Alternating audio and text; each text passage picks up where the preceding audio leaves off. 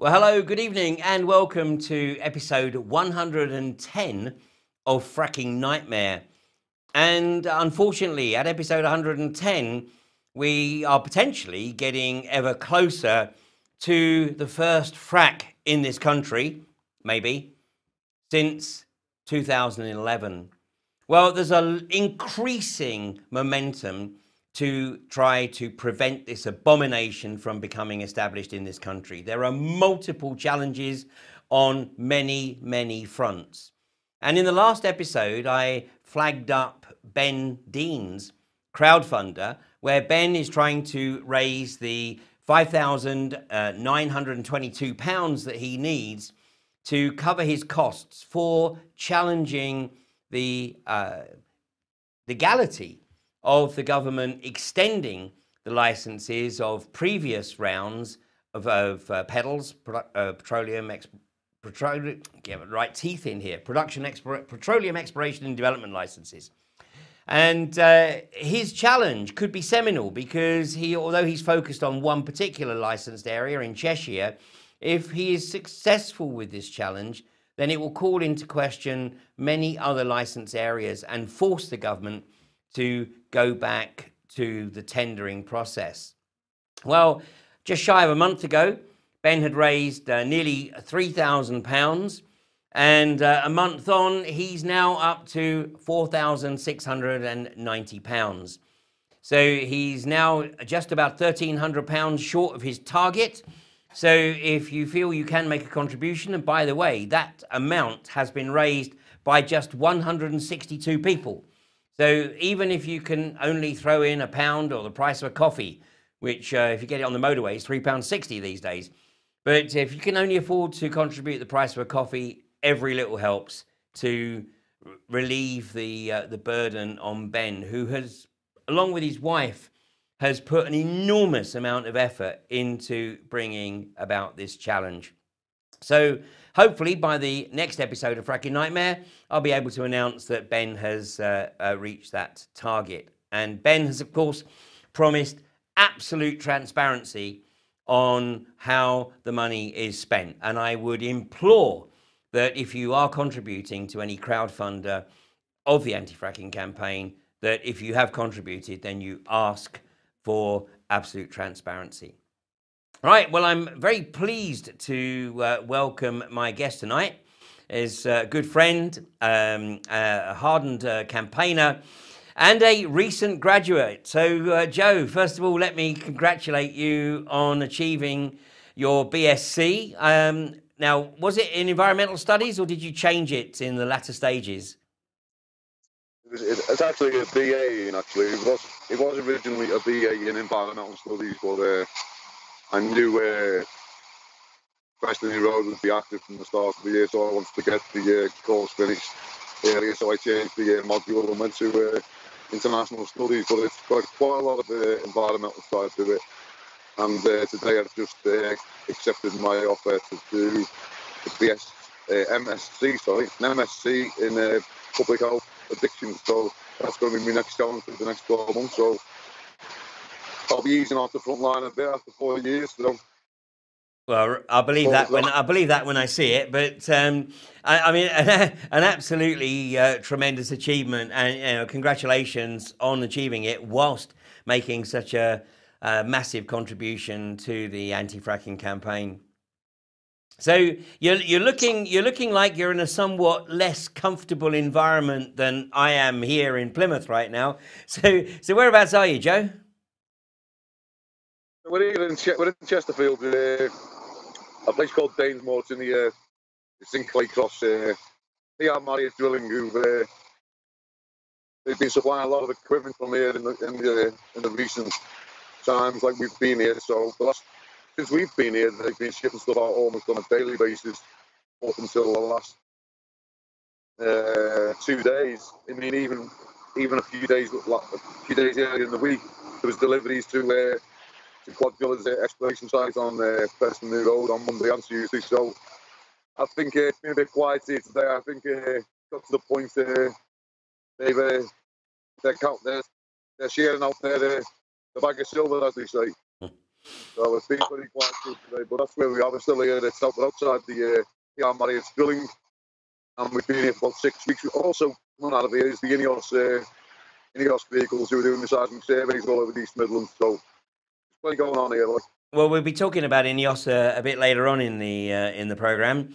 But one of the great things about being down at Marriott's in Chesterfield, right on the Derbyshire, South Yorkshire borders, is that your presence there has been a tremendous catalyst to get local support. And I think I can honestly say that you have a higher percentage of local residents at the Chesterfield camp than probably any of the other camps. Yeah, most certainly. I mean, that's been the goal since day one, really, to keep it to the minimum of activists. It's got to be community led. It's not like back in 2013, 14 when it was just the one site to be watching, whether it was in Sussex and then moving to Barmouth. It's an onslaught nationwide right now, and so. There's people that spread out, but that's a good thing because it brings the local people and they get active, and they're the ones who've got to take this forward, not us. Absolutely. I mean, that's the reality. As we saw in East Yorkshire, when the local community step up to the plate, it's remarkable what they can achieve. Yeah, here we have cooked meals every night. It's a rota. I've never eaten so well on campaign, to be fair, mate. I normally struggle in the environment, but here it's been great. 6, 7 o'clock every night. Meals provided, and it's just fantastic. And throughout the day, there's people coming down and and chatting away and stuff like that. It's definitely the best camp I've been on, to be fair, and it all gels well, and long may it continue, as we say. Absolutely. And I have to say, when I swung by the Chesterfield camp, what was it, about 3 weeks ago now, when there was a community day on the Sunday, the atmosphere was absolutely tremendous, and really good spirit. Everybody felt incredibly well supported by the local community, and members of the local community were bringing their tents down to join the camp. So yeah, absolutely wonderful achievement. So let's take a look at what's going on in the north of England right now, because it really is truly outrageous. So let's bring this map up on screen here. So the British government, as we've said many, many times, has effectively declared environmental warfare on the north of England. And, with the exception of the high Pennines, everything, to the west, from Lancashire right down through Cheshire, Greater Manchester, down into Shropshire and Staffordshire has been licensed. Then the other side, the Pennines, it's everything basically from the East Midlands right up to the top of the North York moors. So, although there are some attacks, fracking attacks going on down in the south of England, it's very clear that the focus right now is on the north of England. And anybody that's in any doubt as to where they should go for their traditional late summer / autumn vacation, once upon a time, of course, you might have gone to the FRACKPOOL Illuminations. But I have to say that there is now a new attraction. And from this point forward, Blackpool will be known as FRACKPOOL. And these are the new illuminations. These are the illuminations that you will see at Preston New Road. And the rig is in the process of construction. And by the time it's finished, it'll be a little over 160 feet tall. And you'll be able to see it lit up like the proverbial Christmas tree from quite some considerable distance. So all those local residents who have been wondering what all the fuss is about are now about to see a blatant example. This is the view as you drive up Preston New Road from Kirkham into FRACKPOOL. And if you manage to get a long lens or find a way to get a little bit closer, this is what you're going to see. So FRACKPOOL, there you go. Especially if you live to the west of the Pennines, I would encourage you to go down and support the people who are there on a daily basis at Prestonby Road, because they are doing an absolutely outstanding job. And they've come a long way in the last 7 months. And if we actually take a look at this, which is the project plan of CuadZilla, this is from CuadZilla's own website, you can see here that in this plan, their intention was to have finished the pad construction after about 3 months. Well, they've now been there for 7 months. So they are running, at least 3, if not 4 months behind schedule. And although when challenged, a CuadZilla spokesman said we are where we expected to be, I don't think that's necessarily quite genuine, or that's the whole truth, let's say. So if you do want to take a look at the CuadZilla plan, then do go to their website and you can take a look for yourself at what they intended to do and the timescales in which they intended to do it.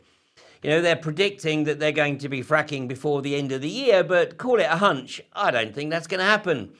And hopefully by the end of the year, then, we'll see a few things come together, and the British government and the industry will have got the message that the British people said that this is an abomination that we don't want in this country. So, Joe, are you feeling fairly optimistic about this? Well, I mean, I was down there yesterday, and the police were pretty much stretched all over that road. When they're going out there and they're marking one person to every 3 police officers. It's all when you make the maths out, 100 people on that road, 300 police. And that's a big stretchy road to be causing problems on. I mean, it shows you the magnitude of it, how they've brought in police forces from all over the country now. They're getting stretched that much that officers are getting tired and worn down mentally over what's happening up there, and the more it continues to happen, it's gonna continue to break them down. And as I say, this side of the Pennines and the Derbyshire Moors, people are active over here as well. They're not going to give you INEOS an easy ride over here. So yeah, the pressure, keep the pressure on, and you never know. We just take these things one day at a time, and anything can happen. Any sort of thing could happen, especially New Road. One instance is going to take one instance over there now. The eyes of the world are watching it. They've got it very, very carefully here, like so. And then, hope we don't want any major disaster there, but with the chance of something going wrong, we've seen the well, every time it rains over there, the path is flooded. That's got to be. There's got to be something underneath the ground that's causing that, and who knows what's going to happen when they start filling. We'll see. We'll be watching it very closely. Well, we've already, I have to say, by the way, it does look as though the pad actually needed piling. And I guess in an effort to cut costs or speed up the process, they ignored that and just hoped that the pad itself would withstand all the pressures. But, with the amount of flooding that we've seen there, and we know that CuadZilla have already drilled into an aquifer which was certainly pressurized at a much greater rate than they had planned for, which added to the problems of the flooding.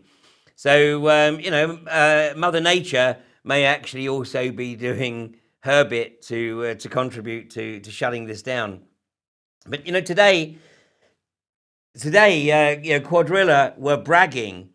And this was from UCOG, the UK Onshore Oil and Gas Group, or UCOG, sorry, because they wish to differentiate themselves from UCOG, which is, of course, David Lenegas's previous company.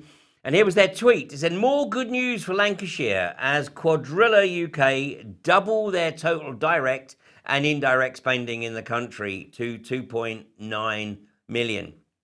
Well, so they're just shy of 3 million, which they're bragging they've contributed to the Lancashire economy. Yet we're told that the policing costs to date are pushing close to 4 million. So how are they correlating this, do you reckon, Joe? Well, like you say, we've got another it's destined for another 2 years at least over the Preston Road. If these are the kind of costs, by the time we get to 2019, the industry's just not viable. I mean, there's no police forces in the country. They have all been involved in it. They're not going to want to participate in that. You know, we're seeing that here with Derbyshire. We've had 4 or 5 courts there we've had Derbyshire, Nottinghamshire, Leicestershire, Lincolnshire, South Yorkshire, South Yorkshire. So we've had forces already brought in here, and they've pretty much cut the forces back pretty quickly, and they realise that this policing of this is going to become, you know, it's going to become too much. It's like, I overheard a conversation here last week where they had the main station here in Derbyshire, and then they were going to have 2 more substations to work out of for the whole area. And because of this instance, because of where we are here at Clay Cross, which has only got like an old Aidensfield, like a half-beat police station, I mean, all of a sudden it's become like a nerve centre, you know, to protect mariots down here. And what's that's causing the people of Derbyshire? Some people having to wait an hour and a half for the police response because they're that far away from the closest station. So, I mean, if this is happening now already, and we haven't even got to the production stage yet. Anyway, you know, it's only a matter of time. The people keep on pushing and keep on networking and coming together. It's only a matter of time before we see them off. I absolutely concur. In fact, I've also been reading reports that some of the police at Preston New Road have been shocked by the appearance of the rig, and because they had no expectation, they really didn't know what to expect, and it's the physical reality of and the scale of the rig has rocked them to the core. And I hear that some of the police have actually suggested that they want to get off PNR duty as quickly as possible.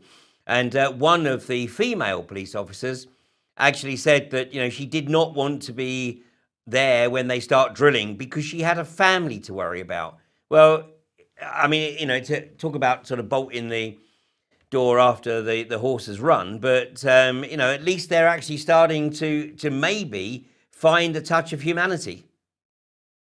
I mean, I was there yesterday, and it actually looked like a rocket was going to go into the ground. It looks like something out of NASA, mate. And I mean, we've been around these exploratory pads and whatever for the last few years, but it actually looks like a NASA base. It looks like a rocket. It's just about to go into the air, and actually, that's it. That is exactly what is going to happen. And like the people now, as you say, it's all lit up. It's almost like living in the middle of an oil field, somewhere like Stanlow or somewhere like that.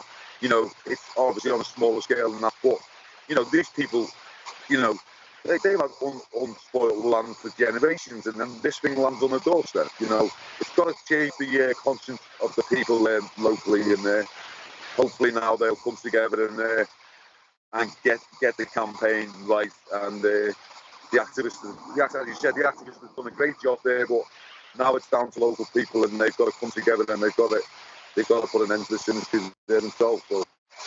Absolutely. Well, one of the aspects of this that one would hope gets the local people's attention is the livestock, and of course, the rig itself is on a field on Wensley's farm, and he is regularly moving cows, right across the access road to the well site. And I cannot believe that, the Wensleys are so ignorant or have succumbed to short-term financial gain to put their entire livestock at risk. And, I picked this up, and I mean, this is, to some extent, old news, but this is from The Nation, December the 1st, 2015. And this is an article looking at the impact on the unconventional gas industry in North Dakota. And here's the headline: livestock falling ill in fracking regions. Are dying cattle the canaries in the coal mine? Farmers and ranchers are sounding alarms about the risks to human health of hydraulic fracturing. And let me just read you this paragraph, because this is a very, very significant paragraph from this article.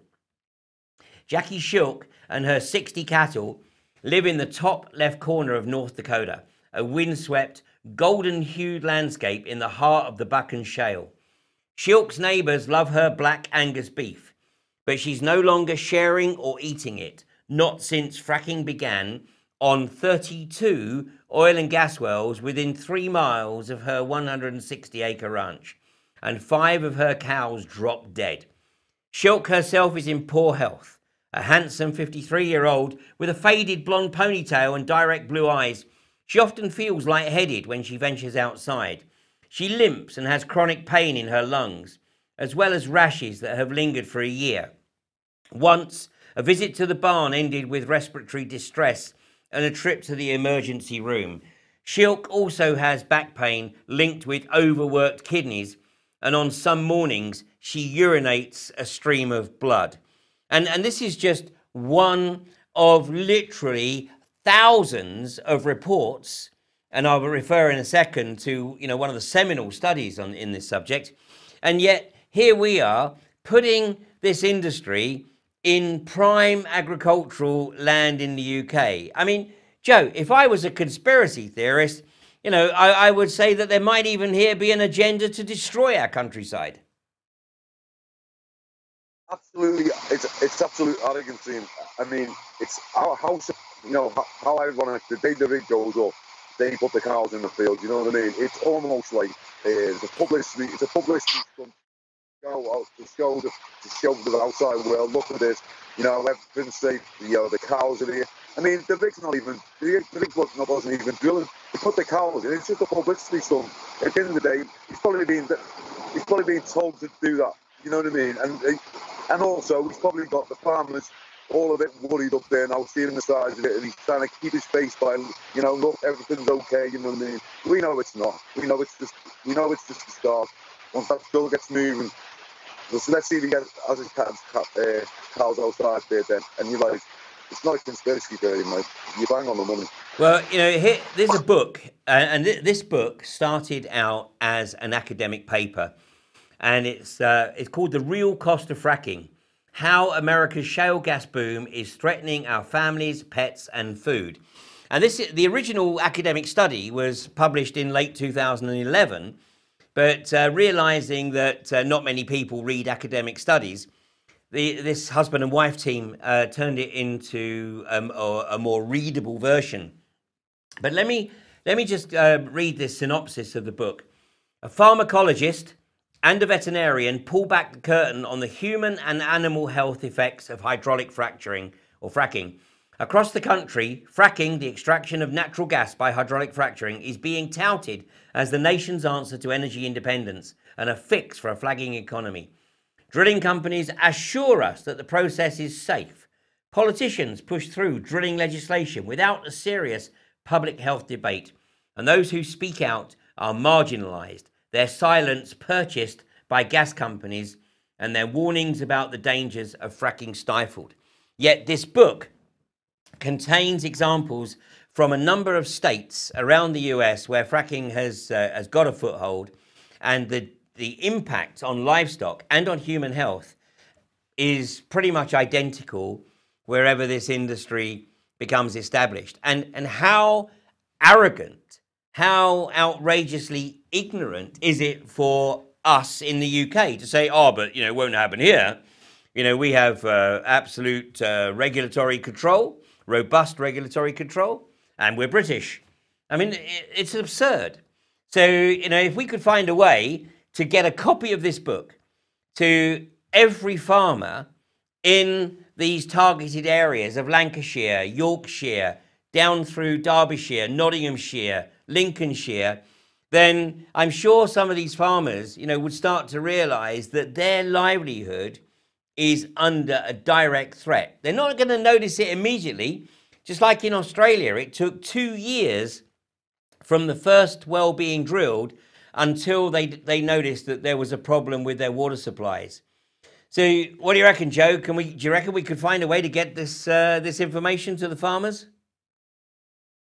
Well, that's the challenge for us, and you're right what you're saying, because I've been saying it's locally and getting out into the campaign. And it's like on PR Marriott's website themselves. When you go on PR Marriott's website, you go on the oil and gas section. They have a phrase there of what they do, and it says within that phrase that they get the well right for a couple of years, get maximum optimization of flow, and it says it there. So if they're securing the well initially to make sure that they can get fast flow, then it's got no long-term stability, which is exactly what the hydro back report in Germany said in 2012.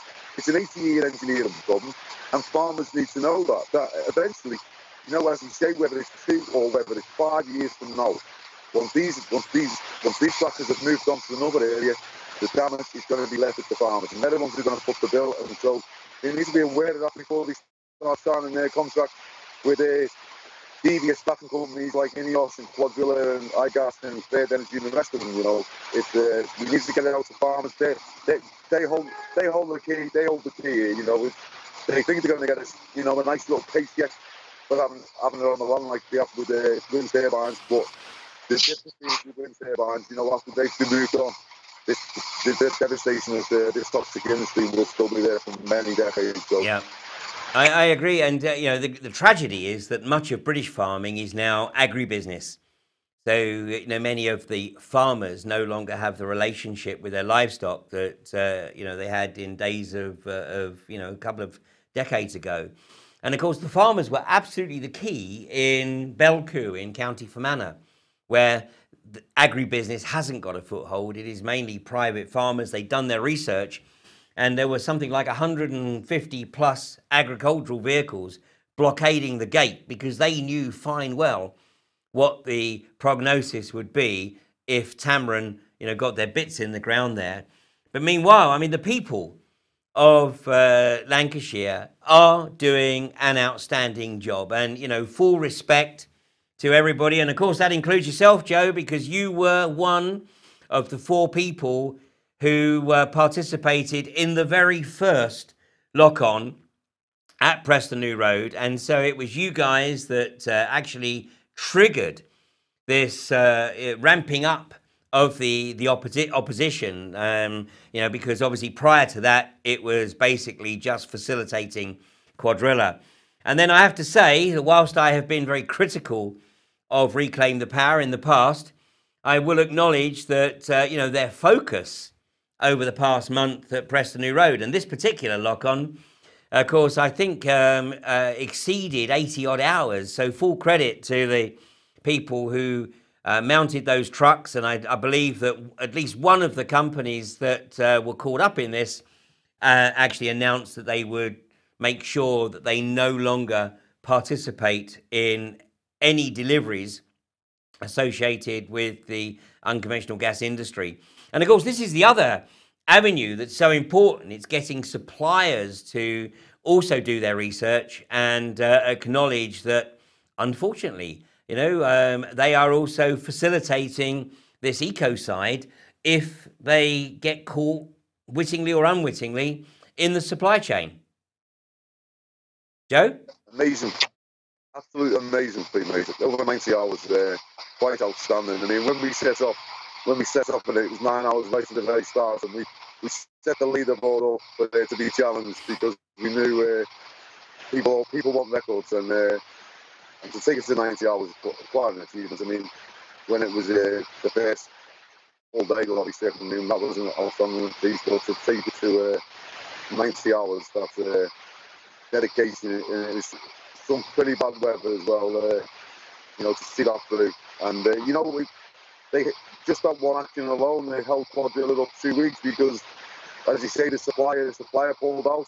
The driver took it all the way back to where he picked it up from. He had to get another haulage firm, and only got delivered a couple of days ago to Preston New Road. So, you know, that was the main piece for the foot of the rig. So, it must have cost CuadZilla quite a lot, that one action. So, you know, I know, as you say, the whole month was outstanding, but I mean that will go down for a long, long time as one of the best actions we've ever seen in the UK. That's all. It will indeed, and you know, we're gonna take a short break, and after break, we're gonna take a look at another company's reaction to what's occurring at Preston New Road. So, join myself and Joe in a couple of minutes after this.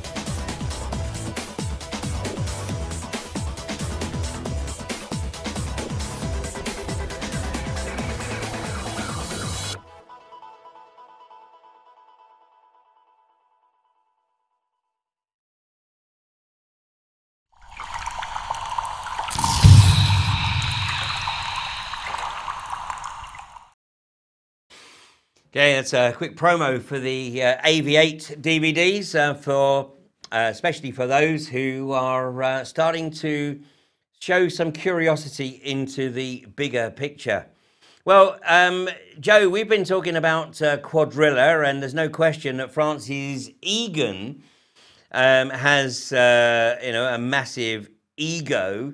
Although I must say that he is aging at a phenomenal rate. I mean, when I met him 4 years ago, or 4.5 years ago now, to tell him that I was about to undertake a 63-date tour of the country, trying to alert people to the dangers associated with the unconventional gas industry.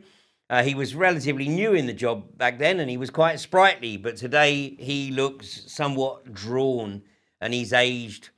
He looks like 20 years in the last 4. But that's what you get for being a sociopath. And ignoring the evidence, ignoring the will of the people, and needless to say, obviously, whatever shareholders you have, whether it's Centrica or Blackwater or AJ Lucas, inevitably you're in the firing line. So, Egan and John Dewar are certainly feeling the pressure, but quite probably the most arrogant mother-fracker in the country is this guy, Jim Ratcliffe of INEOS. And, recently he made this observation. He said, fracking can be done safely. A lot of opposition is based on hearsay. And as we're going to see, I mean, this is a guy who actually seems to believe that everybody can be bought or threatened with risk of losing their assets. I mean, the staggering arrogance of this individual is truly mind-numbing. And if we look at INEOS and the threat that INEOS have, I mean, they have licensed areas that amount to in excess of 1 million acres. And some of the smaller companies are literally gagging at the INEOS teat in the hope that INEOS will snap them up. I mean, John Dewar, probably of Third Energy, probably goes to sleep every night praying to whatever God it is that he follows, that Jim Ratcliffe will make an offer for Third Energy and he can go away and enjoy his retirement. So, whether you're in the East Midlands, which is obviously where you are, Joe, and where the INEOS seismic survey trucks and fleets are scouring the country right now, trying to get the data. And we know that INEOS are threatening in excess of 10 wells per square mile. Whether that's 10 wells on a single pad or multiple pads, remains to be seen. But Joe, recently, obviously INEOS, who have not yet got permission, I think, for any more than maybe a couple of pads. But they haven't even started construction on any pads yet. But they've taken out an injunction, and this was the headline.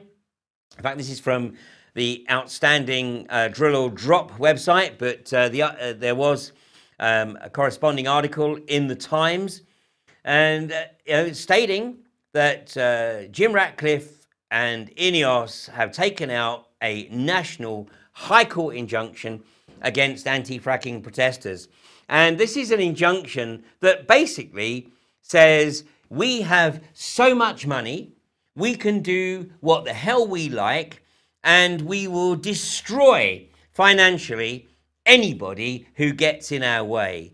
And one of the local MPs, John Mann, has actually been so outraged that he has suggested that this is INEOS literally declaring war on democracy.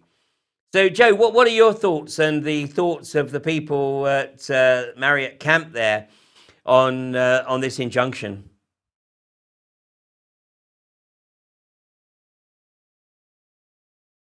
Joe, I've lost your sound.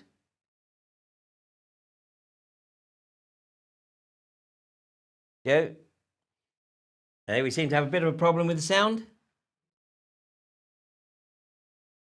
You got it on mute, Joe, apparently. You've muted your sound somehow. Okay, well, just while Joe is working out the mute button on his phone, this apparently occurred earlier today. And this is one of the INEOS vehicles that unfortunately seem to run out of road. Now, INEOS is a company that claims that it has an exemplary safety record.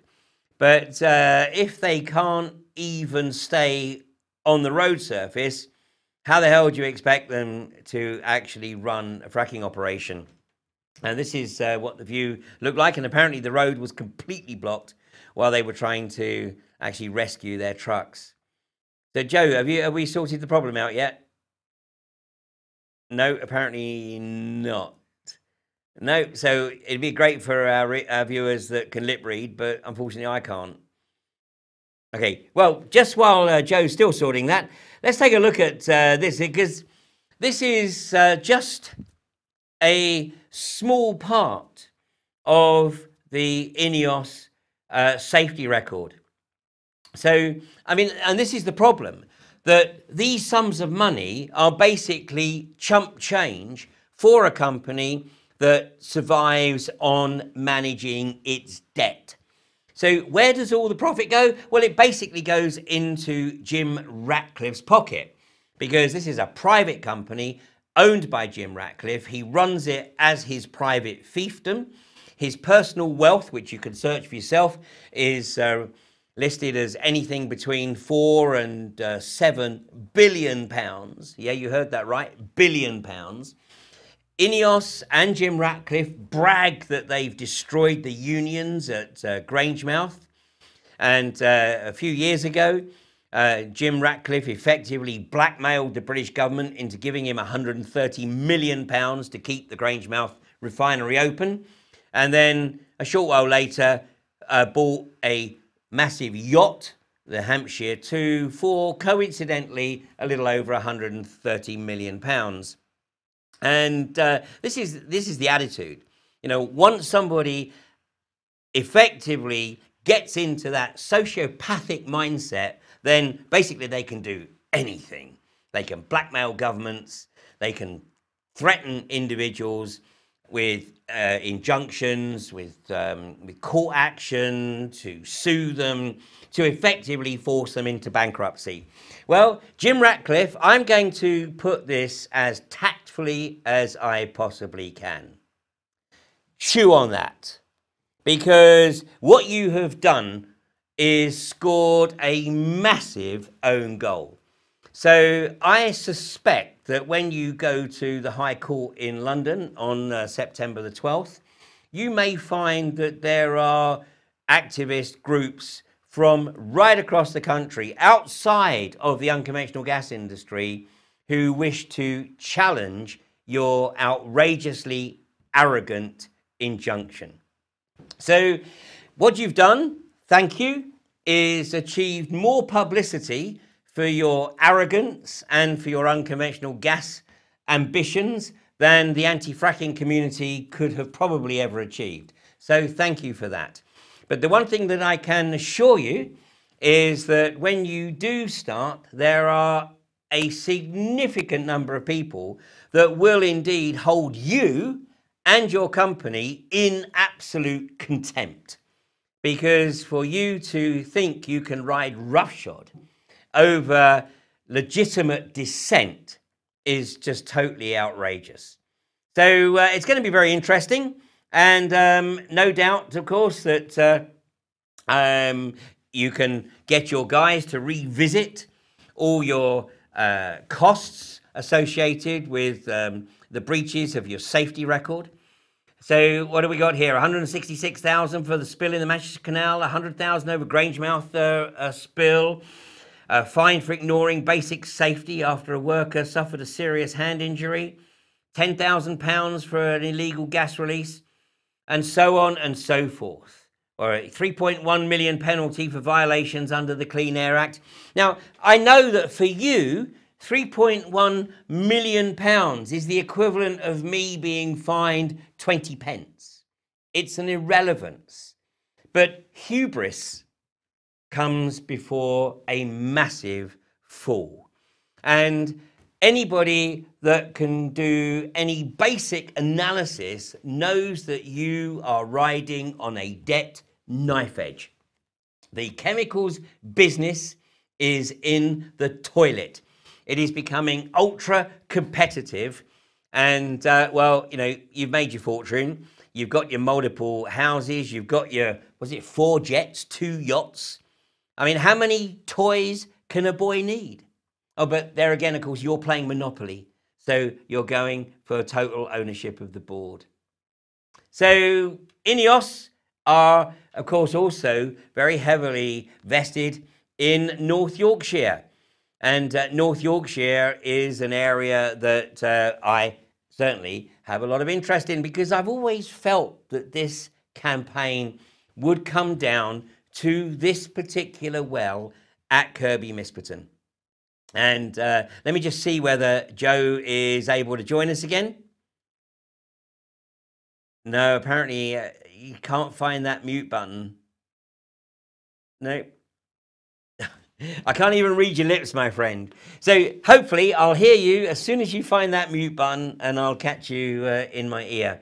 So let's have a look at INEOS in North Yorkshire. Here's the map. And right here in the middle is Kirkby Misperton. And this is the Third Energy license. And Third Energy basically now surrounded by INEOS and CuadZilla. CuadZilla having the license to the north and INEOS to the south. And INEOS have actually recently acquired Moorland. So all of this area here is also INEOS. Ah, Joe, you're back. Welcome back. Well, I don't know how much you've been able to hear of what I've been discussing, but I think you missed it. Well, I think I just basically suggested to Jim Ratcliffe that he had shot himself in the foot. Yeah, no, I did hear it, mate. I heard what you were saying, and yeah, it was just a critical time. INEOS, yeah. I mean, it's not just him it's arrogance, it's some of these people who work for them, mate. I mean, there's a BBC report over here the other day on Look North, and they were calling anyone who opposes this industry as militants. And this is even, you know, just everyday general public in these communities are being classed as militants. You know, it's that attack that we see on the media sometimes, that they try to label people who are opposing this industry, but they took it to another whole level here, and they're going round and stamping posting everywhere, telling people they can't go in these areas and stuff. I agree. It's an own goal. It's a massive own goal, and let's hope on the 12th of September, Justice Morgan, I think it is, his name is, sees other sides of this, because, as you say, this is not just an anti-fracking issue. This is a civil rights issue. You know, this is trying to take away people's last strands of democracy here in the UK, and for it to continue, it means that all you can do is stand on the side of the road and wave a banner, and that's it, really. Anything beyond that is a bit more, is quite serious, and, like, you know, what gives them the right to just think they can come in and come into communities and pose themselves, and then stop any sort of free speech. You know, it's yeah, they've taken it to a whole new level, and I suspect if it's granted any further extension, I think it's an indefinite extension. So you should imagine there'll be a lot more multinational corporations doing exactly the same thing. So it's critical that other organisations come in, like Liberty, people like that. You know, they've got to challenge this from every angle. Well, unless it is challenged, I mean, if it is rubber stamped, I predict that we will see significant civil unrest.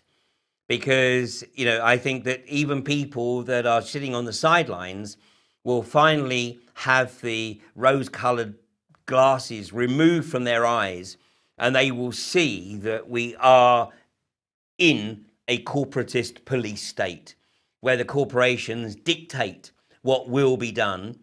And, you know, I don't think the people of this country are ready for that. I mean, Theresa May when she was Home Secretary, said, we're a country that is ruled and policed by consent. And that consent is rapidly evaporating. We're seeing that at Preston New Road with the way in which the police are conducting themselves. And we will see it here. I mean, I am staggered. I am actually staggered that this temporary injunction has been put in place. That said, I know that many of our senior judiciary are very capable at strategic thinking. And there is the distinct possibility that they will have granted this in the knowledge that it will be challenged, and that challenge will be so robust that it will reinstate some degree of democratic process in this country. If it doesn't, then I think we are looking at civil disobedience. Well, that's all that'll be left, Ian. So, that's exactly how I see it. It is the final strand of democracy. The right decision is made, or we go into civil unrest, and there's no other way. It's even like outside Marriott. There's a sign outside Marriott, and it shows you that how much the police is protecting this industry, and it says, it's high profile, police response. In other words, this gets cut. This is, we'll police this before anything else. It's top priority, and it's on the gates there. So that's where we already are. They're already shifting resources, to support this industry. But and I keep saying this to people, I still think the justice system has always played out right every time I've been in front of it on this industry. So there is hope the justice system will stand up and see it from the from a wide spectrum point of view, where people's rights should be able to express a little bit more than waving a banner. Absolutely. Well, what's interesting as well, of course, is that Derbyshire Police have stated categorically that they will not enforce this injunction. And in reality, it's a civil injunction. So it's actually not the role of the police to enforce it, because the police are there to enforce criminal law. They're not there to enforce civil law, unless, of course, there is, aggravated trespass or the like. So what's going to be interesting here is to see, whether, even if the injunction is rubber stamped, to see whether INEOS are prepared to pursue individuals through the courts. And, as some of us have already demonstrated, we are more than capable of coming up with extremely creative strategies which don't necessarily get the oil companies the results that they think they were going to get. Exactly. We had this issue at Lancashire a few months back, when they tried to put that pen in sneakily, where, it just went in, and unfortunately enough, a group of us, including yourself and Ben and a few others, worked on it over the weekend and went in and made sure that didn't happen. Otherwise, people would be now inside the pen like sheep on Preston New Road, and waving their banners from there. Exactly. We didn't allow it to happen then, and I'm sure there'll be a lot of people who won't be allowing this to happen either. So let's hope that's the case. Absolutely. Well, around about that time as well, we go back to this map of North Yorkshire. Right in the middle here, we have KM8. Now, all eyes at the moment are on Preston New Road, and I want to emphasise that it is absolutely critical that people who live to the west of the Pennines focus their efforts on Preston New Road, because, it is really essential that CuadZilla are opposed as much as is possible. They're already many months behind schedule. They're already significantly overspent. Their debt is getting bigger. And so we don't want to take anyone away from Preston New Road. But the reality is that KM8, this well in the heart of North Yorkshire here, is going to potentially be the first well to be fracked since the moratorium was lifted in December of 2012. Now, this is the well site. This is KM, in fact, there's two wells on this site. KM1 here, which is a conventional well and is producing gas, which is used to power the Knapton power station, which is on the Black Watch to provide support to the national grid. This empty pad here, which is actually on a mezzanine, this is a slope going up to this pad here. And this here is KM8. Now this well was drilled along with the wells at Crawlbury Hill and West Newton under the radar, whilst all eyes were on Balcombe nearly 4 years ago.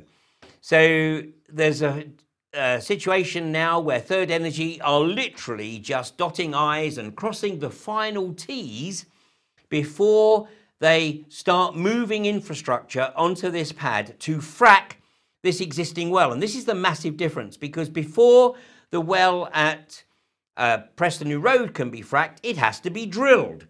And that's not going to happen overnight. In fact, it's unlikely to happen this side of the end of the year.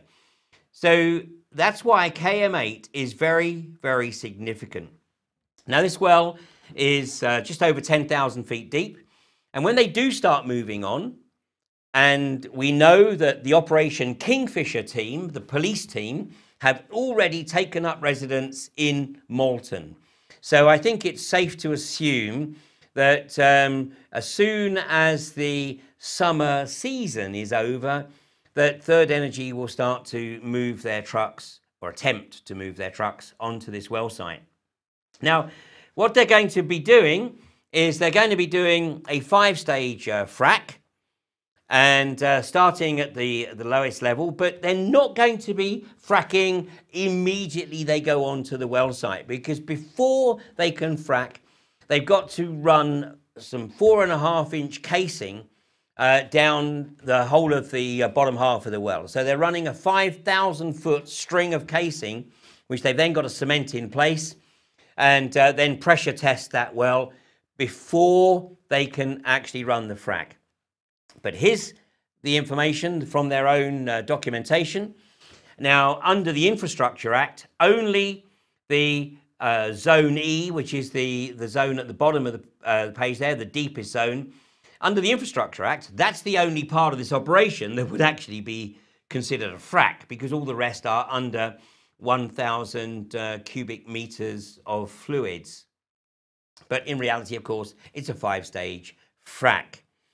So their game plan is to run their 4.5-inch casing, cement that in place, pressure test the well, and then bring in the kit that they will need to do the fracking. And they'll have 8,000 horsepower of pumps on site to do this frack.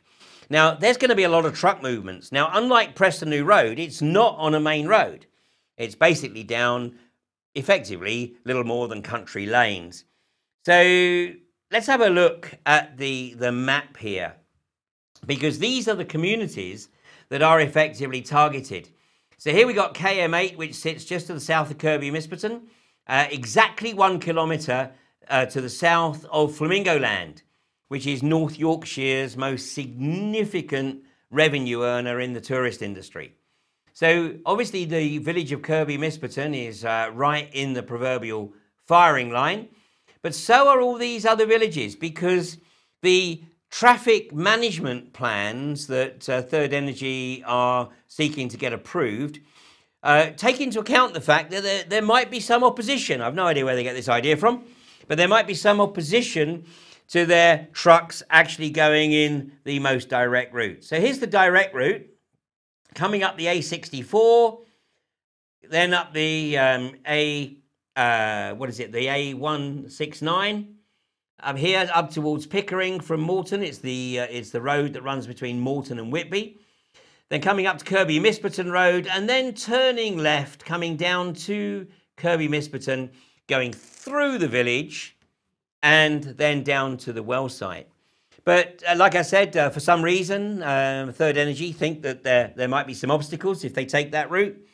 So they're also looking at an alternative route, which would be coming in a much more tortuous route, but it would take into account the villages of Motherby, and then going up to Great Habton, where they either turn right to go to Great Habton and then actually go north to go up to KM8, or they take the really tortuous route which takes into account the villages of Little Hapton, Great Bath, Little Bath, and then down to Kirby Misperton.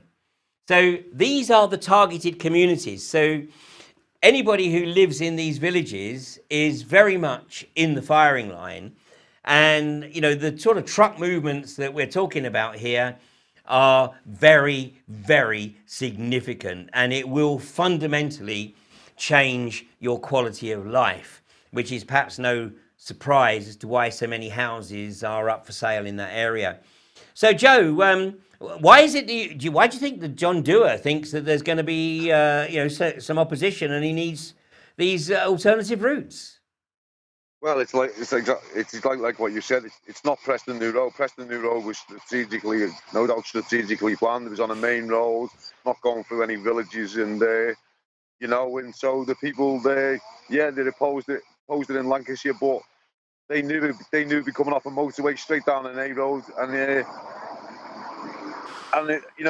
was an easy target. You know, if it had been coming through a village, it's a totally different ball game. I mean, it's like I didn't talk about INEOS before with Marsh Lane. It's the same geographical place really, where they're trying to put the drill site there. The plan's going to be at the start of September, but you know, going into Kirby Misperton, you know, my word that I always say now is this word of no social license. You know, there's no social license on a banner, or there's no social license on this. The only no social license is communities that come out and say no, it's not coming into our village. And these villages you've got on the map there, these 6 villages, you know, they should be working like they did in Bentley. You know, you protect our village, we'll protect your village. We come out in numbers, we stand on the edge of the village, and we demand that these trucks do not come through. We've seen it before. We've heard different police officers all over the country. One thing they do not like doing is arresting people who are retired. You know, it's the hardest thing they can do. It could be their grandmother, it could be their mother, it could be anything of any sort. As you know, the police local police in Walkington and Beverley took 3 months leave when they were going to try Crawbury Hill. West Newton, the 2 police officers had their house up for sale in that village. You know, and it's everywhere you go. The police officers local don't want nothing to do with this industry. So it's a massive, you know, even at a meeting the other night, a police officer, you know, retired, wants to get involved with the campaign and stuff like that, you know, because it's going to be going into his village. You know, this is affecting everyone, and people have got to come together in the village, and they've got to join forces and say, we need to come out on this day. You know, this is the only way we're going to stop it. You know, if you look at what happened to Preston New Road, you get judicial reviews, more money, more time. But what do we see at the same time? We see the industry just getting on with the job, getting the stuff built. They know what's going to come at the end of the day. They know the government is going to say, rubber stamp it, and say, regardless you turn it down, we'll rubber stamp it anyway. So you have to get prepared now as a village, wherever you are, Kirby Misperton, all them local villages in that area, and come out in numbers. If it takes 20 from each village, it's 120 people. That's just 20 in each village. Stand there at the top of the village, not let these trucks into your village, and turn them away. Give the police the job to do. They've got to make that decision then. Do they facilitate it against people who are retired? And we know they're the strongest people on this campaign because they have the time, and they are the ones who the police do not want to arrest. They come out in numbers, the industry's finished. That's no social license, and that is the only no social license. Absolutely. And Joe, we're out of time, but thank you so much for joining me this evening. Please give my regards and much respect to all the people camping out there at Marriott's Fire Protection Camp, and to all the... Gone? To the people in the on the fire, there you go. Oh, you got a studio audience there, huh? Oh, mate, they're all around the fire. Look at that. Hey guys, much respect to you all, and you guys are doing a truly outstanding job, and thank you so much from bottom of my heart. And you know what? I know we're going to shut this down. I know we are, and I think it's going to centre on Kirby Misperton. I think the people of North Yorkshire have said no, and they mean no. And I put out an open letter to John Dewar, and I said, John, whatever you've budgeted, increase it by 20-fold. And hopefully that still won't be enough, because the people of Yorkshire are going to make sure that that is, if you even get that far, it's the most expensive frack ever.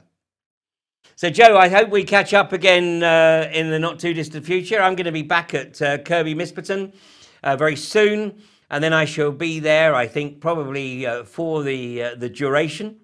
And, well, let's see what unfolds. And I think I'm going to go and take a look at what goes on in court in London on September the 12th, because I want to see justice upheld, democracy, or what's left of it, upheld, and INEOS walk out with their tails very firmly between their legs. So see you guys soon. And that's it from me here in the studio in Plymouth from episode 110. And if you can, please, if you live to the west of the Pennines, get to Preston New Road. If you live to the east of the Pennines and you're in the South Yorkshire area or East Midlands, get yourself down to the Marriott's of Fire Protection Camp, or come and join us at Kirby Misperton in readiness for when Third Energy start rolling the trucks. Operation Kingfisher is about to be unleashed. Thanks a lot, and see you not next week, but next month. Take care.